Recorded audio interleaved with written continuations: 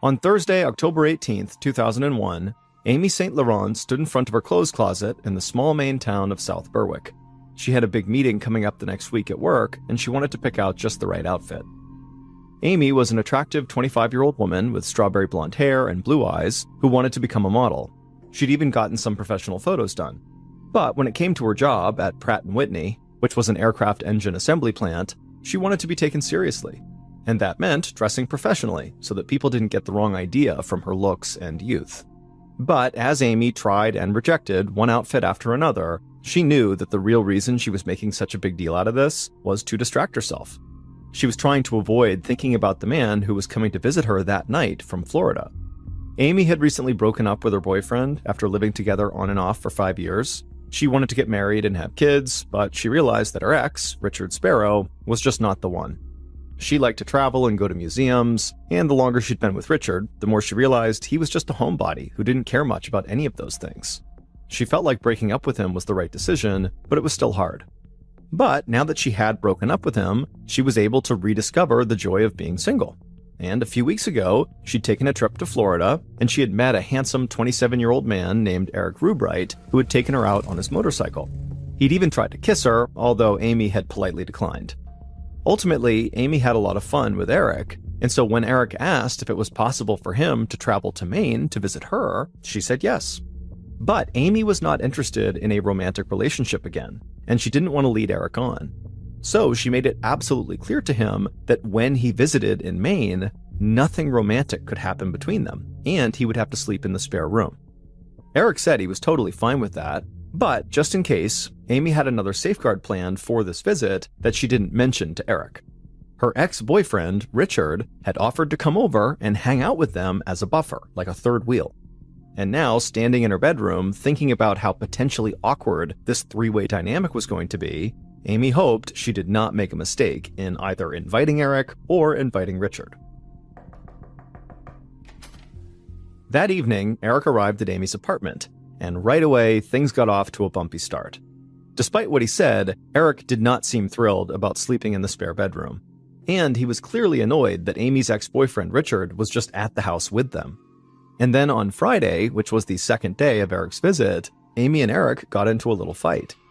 By Saturday, October 20th, so the third day of Eric's visit, Amy was just tired of Eric's constant grumpiness and disappointment. She'd been very clear with him that she did not want a romance, so Amy decided that for the rest of the time Eric was visiting, she would just go out and do the things that she thought they both would enjoy, and you know what, if Eric didn't like it, then so be it. So Amy took Eric to Boston to go to the Museum of Fine Arts, which was one of Amy's favorite places, and then afterwards, they went out for a nice dinner. And Amy noticed Eric seemed to be having a much better time now. So, as they were driving back towards Maine, Amy asked Eric if he was up for stopping in downtown Portland, which is a city in Maine. But as soon as Eric said yes, Amy immediately began worrying that she was underdressed for a big night out on the town. She was wearing jeans, sneakers, and a sweatshirt with their company's logo on it.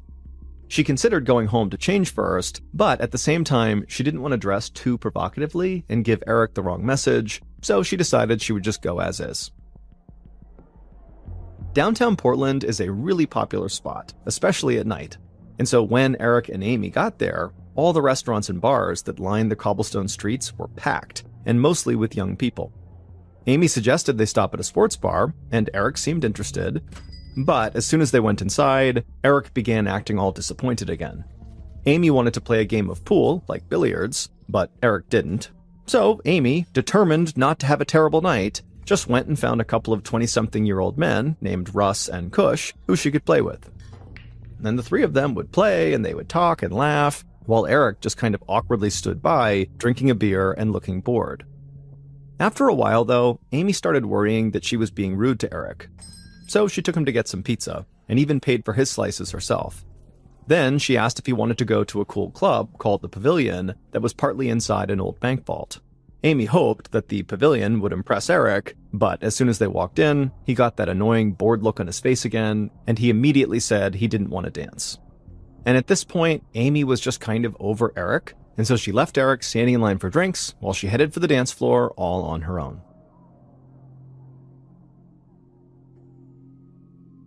On Sunday afternoon, so the following day, Amy's mother, Diane Jenkins, drummed her fingers on her laptop inside of her South Portland home, trying to burn off some nervous energy. She was getting concerned about her daughter. Amy had called her mother around 10 p.m. the night before, and Diane could tell from the sound of Amy's voice that she was in good spirits. Amy had said that she and her friend Eric were driving downtown, and so she asked her mom if she wanted to join them for a drink, since she lived pretty close. But Diane was already in her pajamas, so she said no. But after that, Amy had not called again, which was odd because the mother and daughter talked every day. Diane picked up the phone again and called her daughter's cell phone, but it went to voicemail for the fourth straight time. Diane wanted to think that Amy was just busy with her weekend guest Eric, but it had been hours and hours, and Amy never ignored her calls for this long. So Diane picked up her phone again, but this time she called her ex-husband, who was Amy's father. He lived close to Amy and took care of her cat whenever Amy was away for more than a few hours. But when Amy's dad picked up, he told Diane that he hadn't heard from their daughter either. And so Diane really started to worry that something could be wrong.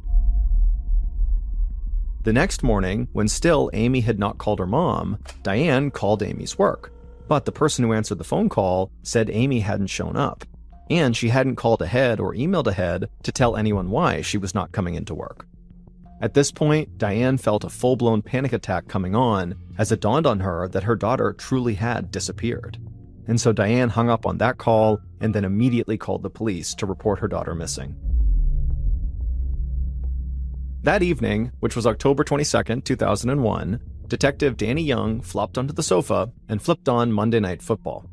It was the veteran detective's first night off since the 9/11 terror attacks on the World Trade Center in New York. For the past 6 weeks, Young had been investigating crimes by day for the Portland Police Department, and then by night, he and his bomb-detecting dog had been doing extra patrols, checking out the Portland Ferry for explosives, or checking out suspicious packages. And so at this moment, the detective's living room couch never felt so good. So when his phone rang a few minutes later, Detective Young wasn't sure if he even wanted to answer it. But he slowly did get off the couch and he picked up, and on the other line was a deputy sheriff from the county who said he needed Detective Young's help. He told Detective Young that the daughter of one of his friends was missing after she had spent the evening with a guy from out of town. The sheriff told Young that the woman's name was Amy St. Laurent, and her mother had already filed a missing person report in Portland, and her family had already gone out and begun putting up missing person posters all over the place. But police had not launched a full-scale investigation yet because Amy was an adult and she had not been gone for very long. But this deputy was wondering if maybe Detective Young could help off the books. Detective Young wanted to say no because he was exhausted, but Amy's disappearance felt oddly personal to him. He had a daughter who was not only Amy's age, but shared the same name. And like Amy St. Laurent, Young's daughter also loved going to the Pavilion nightclub. As the deputy sheriff told Young more about Amy and why her family was so worried, Young's gut told him something was wrong here. So he told the deputy he would look into this. After the call with the deputy sheriff ended, Detective Young called a supervisor to tell him he was going to investigate this Amy St. Laurent case. But the supervisor thought this was a bad idea, that it was a waste of time. A 25-year-old woman disappearing after a night of partying was not exactly big news. Maybe she had a hangover, or maybe she met up with a guy and didn't want to come home quite yet.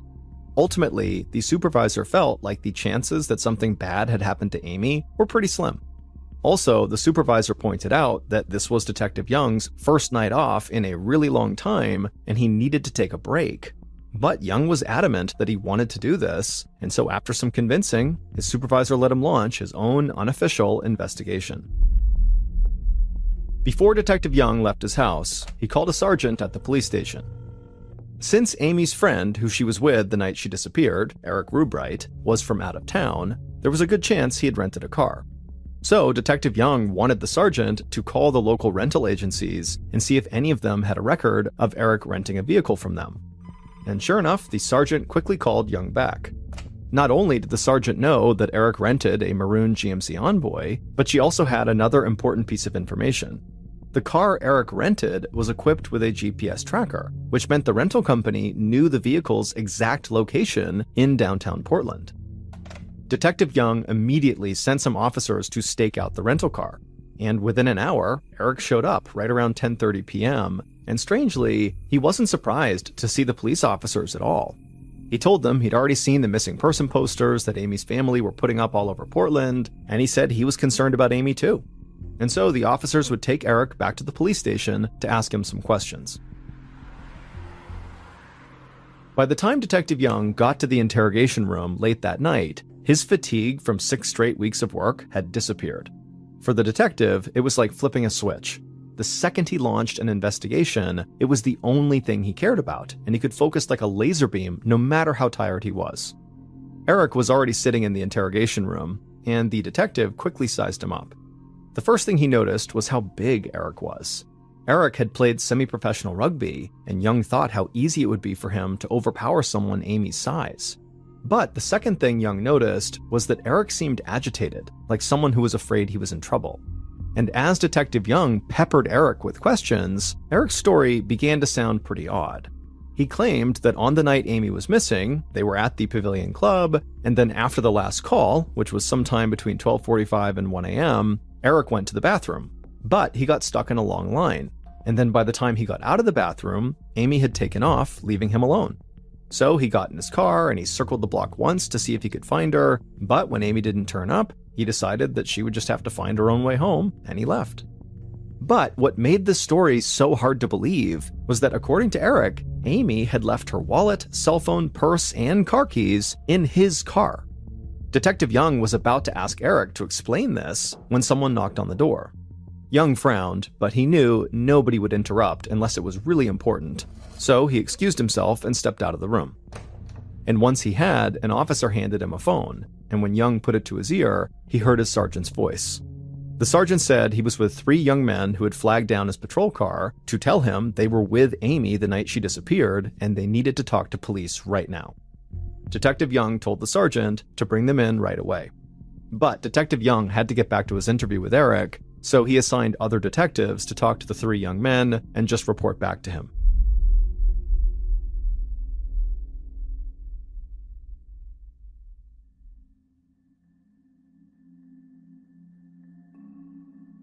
The 3 young men eventually arrived at the police station, and they introduced themselves to the detectives. They were Russ Gorman, Kush Sharma, and their other roommate.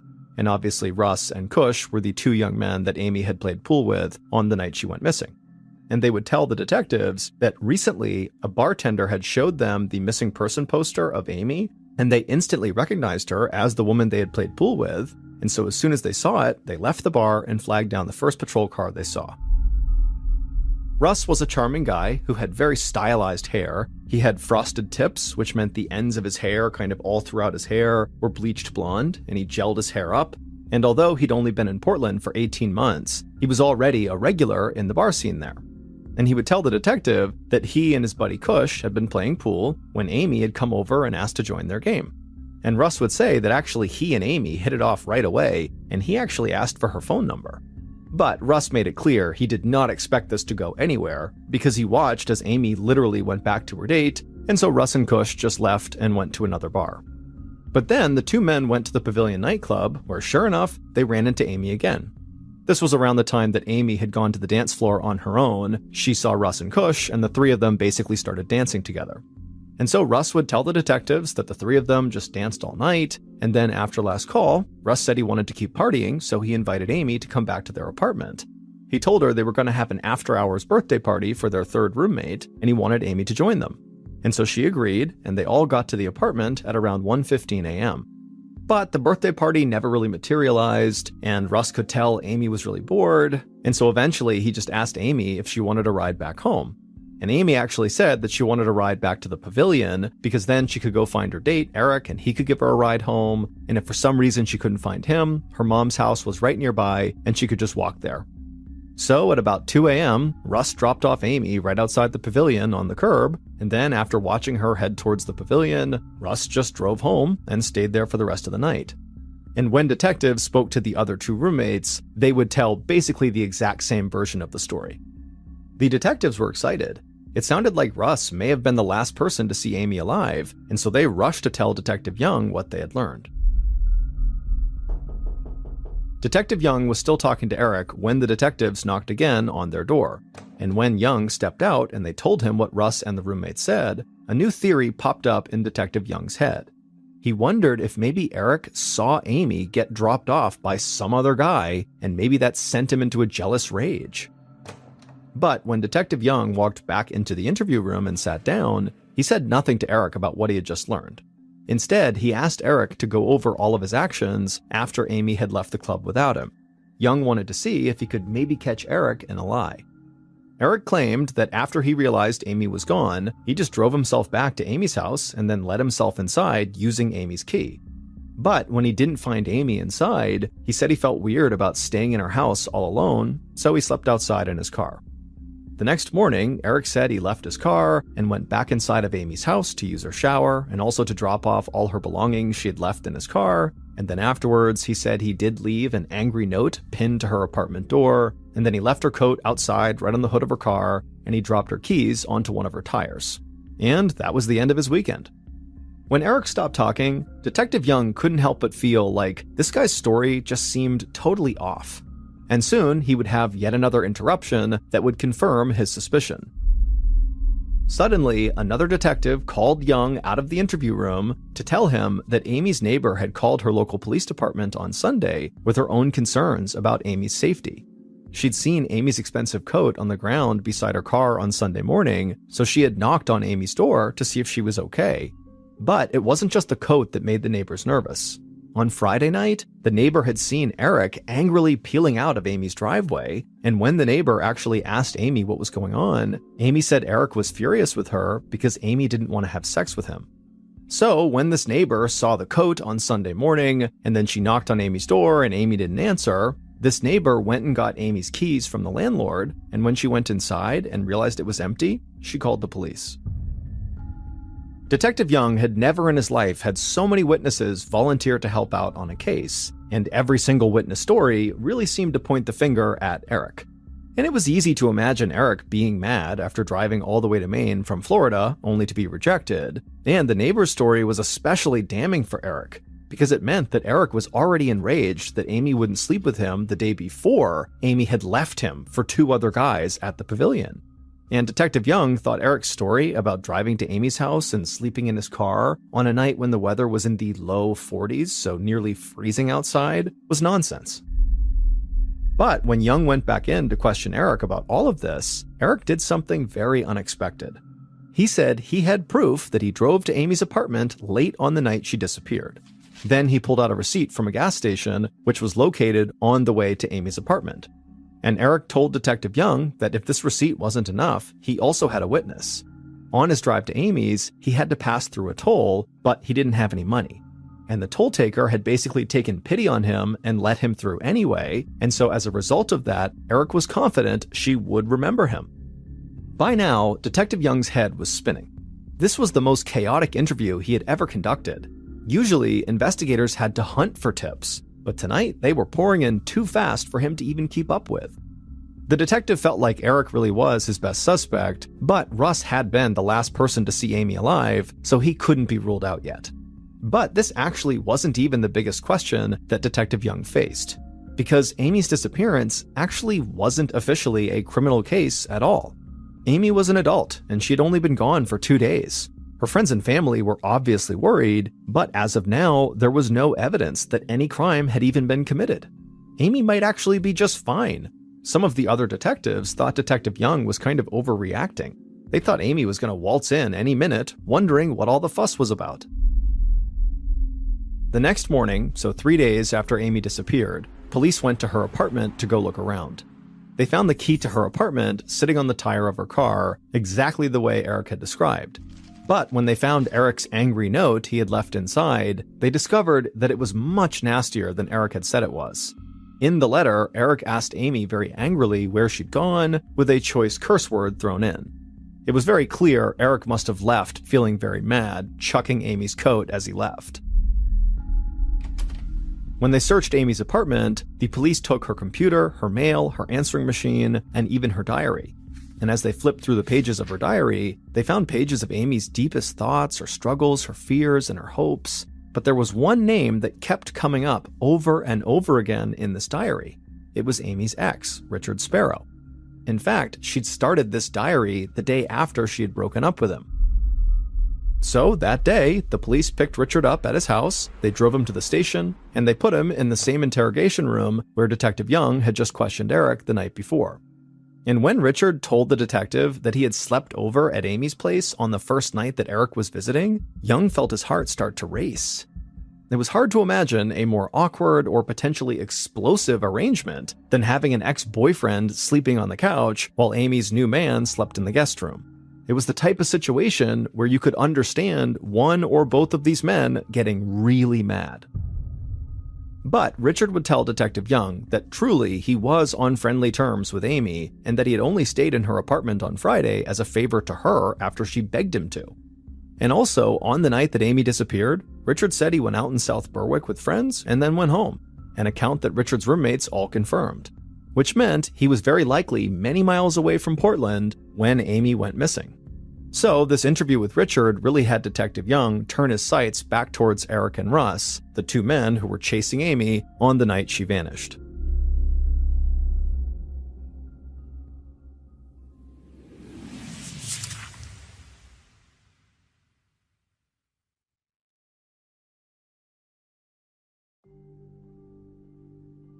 As the days went by with no word on the whereabouts of their daughter, Amy's parents became increasingly desperate.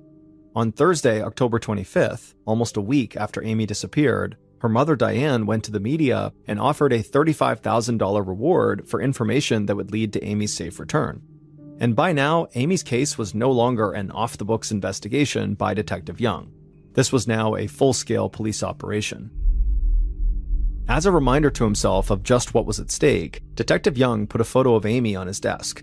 By now, Detective Young was pretty sure he knew which one was responsible for Amy's disappearance, but he couldn't prove it. So for now, he was just going to treat Eric and Russ like equal suspects. When Young had checked both men's backgrounds, he'd found they both had criminal records. Russ was on probation for theft, and the night he gave Amy a ride, he was driving with a suspended license, and facing the prospect of having his license revoked entirely. Eric had some minor drug offenses on his record, but more alarming was his ex-girlfriend in Florida had a restraining order against him. Weirdly, her name was also Amy, and she even kind of looked like Amy St. Laurent. Police had begun a much more aggressive search for Amy. Sheriff's deputies retraced Eric's route from the nightclub back to Amy's apartment, checking anywhere that somebody might be able to hide a body, but they found nothing. Police in surrounding communities looked through abandoned buildings, and they searched the train tracks and highways and the edges of the harbor. National Guard helicopters searched from above, and detectives even spent their own time looking for Amy on weekends. But no one could find any trace of Amy. Meanwhile, both primary suspects left town. Eric went back to Florida where he lived and worked, while Russ went to Alabama since he had family there. Usually, Detective Young would want to keep his suspects close, but in this case, he was actually happy that both men had left. He figured the killer might relax once he was away from Portland, and maybe he might confess something to somebody close to him. 5 weeks later, there was still no sign of Amy, and everyone at this point feared she was dead. Officers who had initially been skeptical that Amy was even in trouble were now drawn into the case out of real concern for the young woman.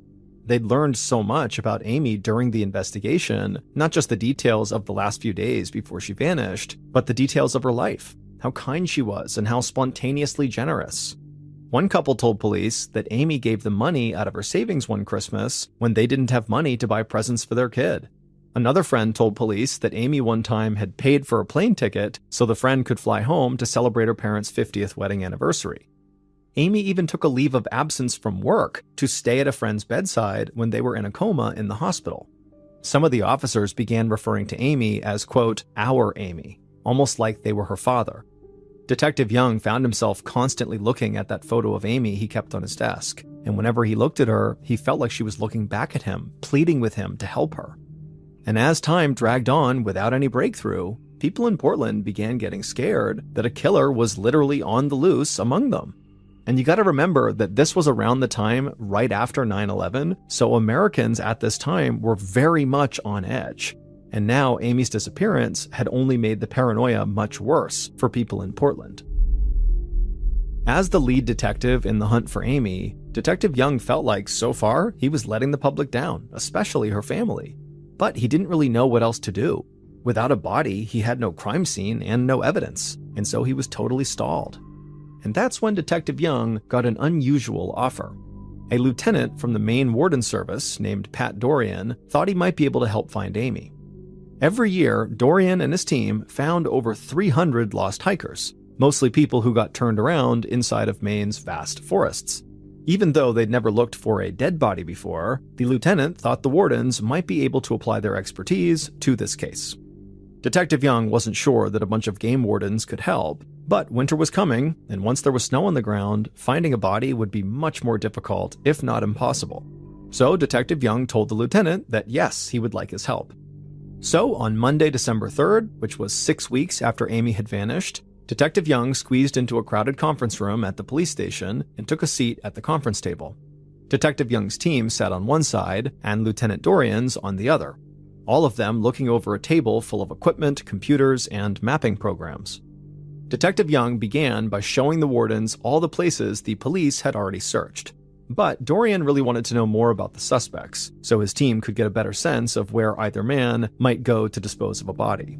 So Dorian asked questions like, how familiar were they with the woods and the outdoors? And were they the kind of people who would feel comfortable hiking into an unfamiliar area? Detective Young decided he would just focus on the one suspect he was pretty sure was responsible for Amy's disappearance, which by this point he fully expected was a murder. It was a gamble what he was doing, but in his experience, Young had seen that the more focused a search is, the better the results. So for hours, the people at this table, Dorian, Young, their teams, discussed every detail of the case, and about the one suspect that he was focusing on. But a question from the wardens caught the detectives by surprise. Did their suspect have access to a shovel? And surprisingly, despite all their interviews and questions, none of the detectives had any idea. So immediately after the meeting, Detective Young asked other investigators to find out whether the suspect had a shovel. And right away, word came back that the suspect did have a shovel, and in fact, he had borrowed this shovel recently. 5 days later, at 6:30 a.m. on December 8, 2001, a new, massive search for Amy began. 100 officers and 45 Maine search and rescue volunteers fanned out across southern Maine, along with cadaver dogs that are trained to smell dead bodies. But after hours of searching, the team found nothing. The cadaver dogs indicated that they smelled something a few times, but it turned out to just be nothing but dead animals. Then, around 1 p.m., searchers turned down a side road off the highway that had been used to haul gravel to expand the road. At the end were trails that led off into the brush and some debris from the construction. With snow closing in, the searchers spread out in a line shoulder to shoulder and marched into the woods just as they had at other potential burial spots.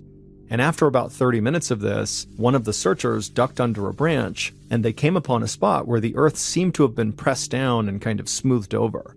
So the searchers brought over the dogs, and right away the dogs were barking and pointing at that spot on the ground.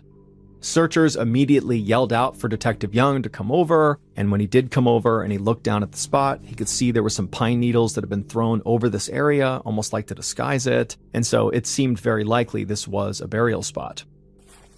And sure enough, when searchers got their shovels and began digging in that spot, they would uncover Amy's badly decomposed body.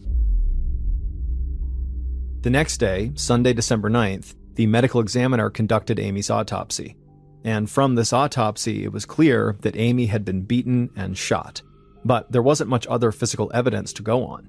There were no fingerprints or DNA from the killer on the body. In fact, her body was so decomposed that the medical examiner needed Amy's dental records just to confirm it was really her. 5 days later, on Friday, December 14th, Amy's family held a memorial for her at a funeral home in South Portland. 25 white candles surrounded a photo of Amy, one for every year of her life. Beside the memorial sat a bouquet of pink roses, just like the flowers that her father would give her every year for her birthday. Detective Young would have loved to be at Amy's service, but he couldn't go because at that very moment, he was in his car driving south on his way to pick up the killer.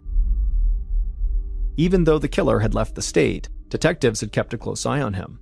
And when Amy's body was found, they finally got their break, because the killer had believed police would never find the body, and so when they did, the killer panicked. He called someone and he confessed to the crime.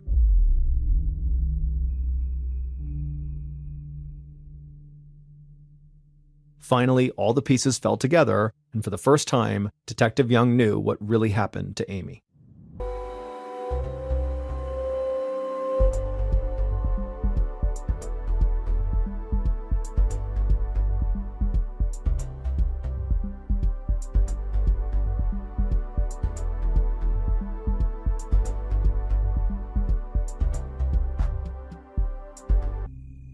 In the early morning hours of Sunday, October 21st, the killer asked Amy if she wanted a ride home. At least that's what he told her he was going to do, because in reality, the killer had other plans in mind.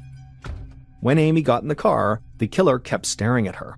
He thought she was absolutely stunning, and he was sure that if he could just make the right move, something might happen romantically between them. So he turned on the radio, found a good song, and began to drive. Eventually, the killer got onto the highway, at which point Amy told him he was going the wrong way. The killer told her that he was just going to take her for a moonlit walk. It was going to be great. But Amy said she had no interest in that and just wanted to be taken home. But the killer wasn't prepared to do that. So he pulled off the highway to a secluded spot, and he turned to Amy and said, "Please, just give me a chance." Then he told her how pretty she was and how attracted he was to her, hoping this might make her want to stay out longer with him, but it only made her more agitated, and she eventually demanded to be taken home right now. And at first, the killer did begin driving back on the highway as if he was going to take her home, but then he turned down a side road, at which point Amy began screaming at him to turn around and bring me home right now. The killer could feel anger boiling up inside of him to the point where he just couldn't control it anymore. So he pulled the car over on the side of the road, he put it in park, and then he turned and just wound up and punched Amy. Stunned, Amy leapt out of the car and just began running. But the killer had more than just fists to hurt Amy with. He grabbed a gun from under the seat and then ran out after her. And when he caught up to her, he couldn't contain his anger. He hit her again across the face with the gun, splitting her lip and chipping her tooth. Then he hit her for a third time, this time hard enough to break a bone in her face. Amy tried to fight back, but her killer was much stronger, and he knocked her to the ground and pinned her down. They struggled for a while, and at some point the killer tore at Amy's clothes and sexually assaulted her, and then when he was done, he grabbed his gun again. He knew if he were to let Amy go, he'd get in big trouble. So instead, he put that gun to the right side of Amy's head, and he pulled the trigger. The killer knew he needed to hide the body now, but he knew he couldn't do much in the dark, so he dragged her body into the nearby forest where she was out of sight, and then he left her for the night. And then the next day, he returned with a shovel, and he buried her. Even before Amy's body was found, Detective Young had already begun to suspect one person much more than anybody else. Detectives actually managed to find surveillance video of Eric at a gas station alone at 1:36 a.m. on the night Amy went missing, just as Eric had claimed. They also found the turnpike toll taker who remembered taking pity on Eric when he couldn't pay the toll. And so with all that corroboration, police didn't think it was possible for Eric to have returned to Portland to pick up Amy by 2 a.m., the time Russ said he had dropped her off. But police had a harder time verifying Russ's claim that he had driven Amy from his apartment to the Portland nightclub and then returned home in just 25 minutes. Russ's roommates had vouched for him, but their stories didn't hold up. His roommate claimed he knew Russ came in around 2:25 a.m. because he was in the middle of writing an email to his aunt when Russ walked in, but when police looked through his emails, there was no record that he actually sent any email to his aunt. And police could not find a single person who actually saw Russ drop off Amy at the pavilion. Instead, police found evidence that Russ was lying. He got pulled over by police on the night that Amy went missing at around 3:14 a.m. for not dimming his high beam lights. So clearly he hadn't come home quickly and then stayed home like he had claimed, because here he was out and about at 3:14. Then, after Amy disappeared, police found that Russ had borrowed a shovel from his mom's boyfriend, and the location of her body where she was buried, it was found less than 4/10 of a mile from Russ's mother's house. And in addition to all that evidence, Russ actually just confessed the entire crime to his mother after news broke that Amy's body had been found. On Monday, June 30th, 2003, Russ Gorman was convicted of killing Amy and sentenced to 60 years in prison.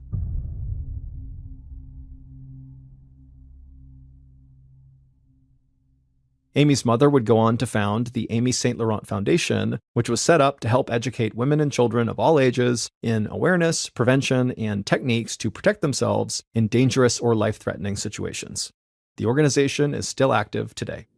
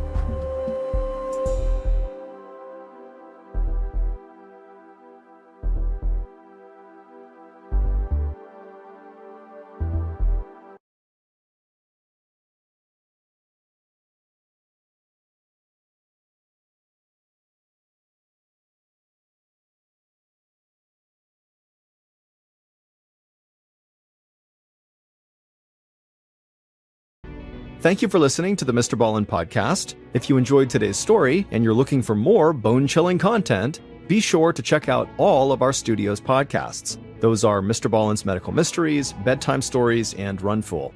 Just search for Ballen Studios wherever you get your podcasts, and you will find all of them.